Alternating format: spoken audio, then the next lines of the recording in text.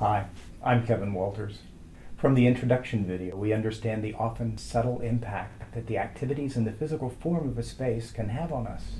In this short video, we examine some of the features of the town of Hopewell, Virginia, as well as its past and present, to identify opportunities to raise the energy.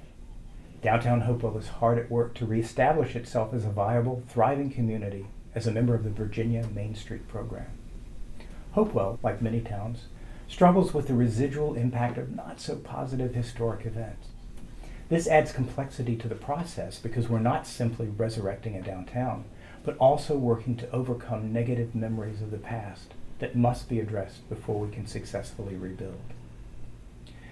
Of course, we consider gateways, water, public art, and ritual, the standard list of ways to raise the energy to attract positive energy for growth. But the major issues we want to highlight in this video are safety, industry, and history. Hopewell is a city of 24,000 located just south of Richmond along the confluence of the James and Appomattox rivers. Hopewell, including City Point, is the oldest continuously occupied English settlement in the U.S. General Ulysses S. Grant chose City Point as his headquarters because of its strategic shipping and supply lines for ship and rail. From here he was able to direct the war effort that helped end the Civil War. In the early 1900s, the DuPont company selected Hopewell for the same strategic shipping feature. This began Hopewell's designation as an industrial city.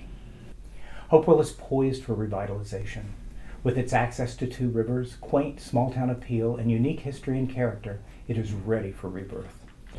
There is much to offer, many reasons for people to come downtown, and much to be done, not the least of which are the two major issues that need to be healed: Hopewell's role in the pollution of the environment and Hopewell's role in the Civil War.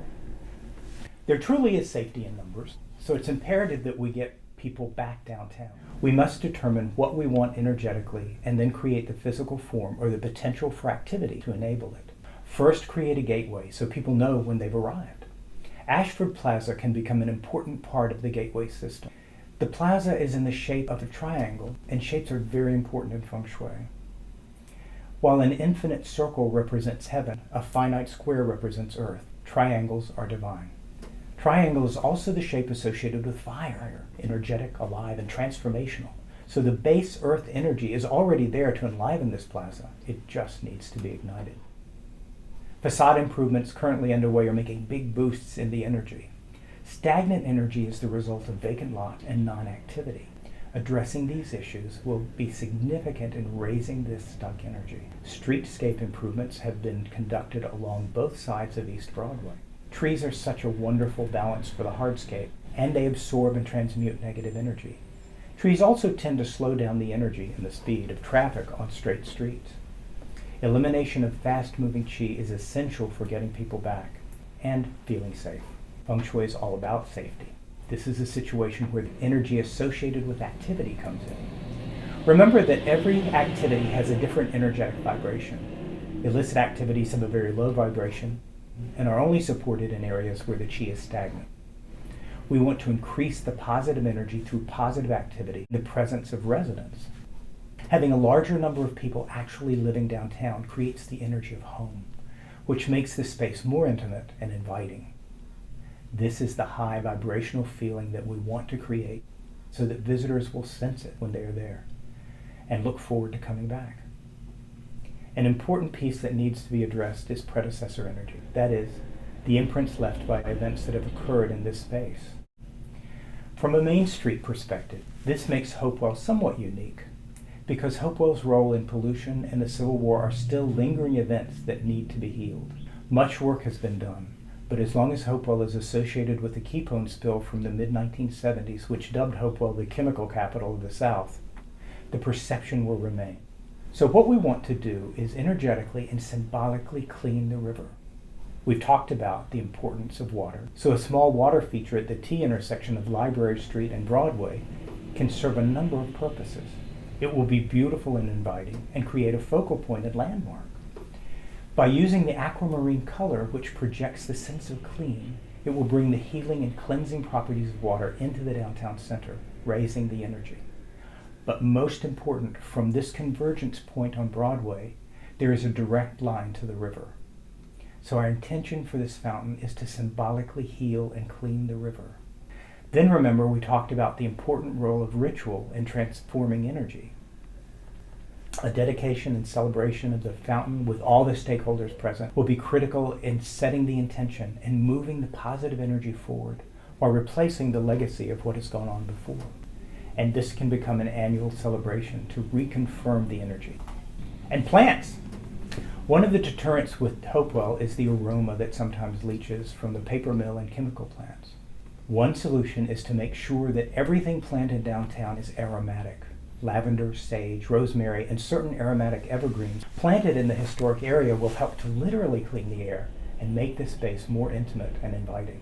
Energetically, plant with the intention of filtering and cleaning the air and getting more people downtown. Appomattox Manor is where General Grant had his headquarters during the siege of Petersburg and Richmond, ending the war, but creating a negative feeling for the role of Hopewell in the Civil War. The intensity of this conflict was so strong that a great deal of residual energy still remains. On a visit to Gettysburg, I was impressed by the way they have acknowledged, handled, honored, and significantly healed the events that took place there. I believe that acknowledgement is the first step toward healing. Acknowledgement can be as simple as placing historical markers, making use of the fine collection of historical photographs available in Hopewell. Even if a building is gone, we can still acknowledge that it existed and provide education on the role that it played. A simple copy of an historic photo really helps the viewer to understand the layers of history and the layers of energy that occurred on the spot. Weston Plantation, which played a role in the Civil War, represents another important aspect of healing, transmutation. What we want to do is shift the negative, low vibrational energy into a higher vibration. This can be accomplished through activity.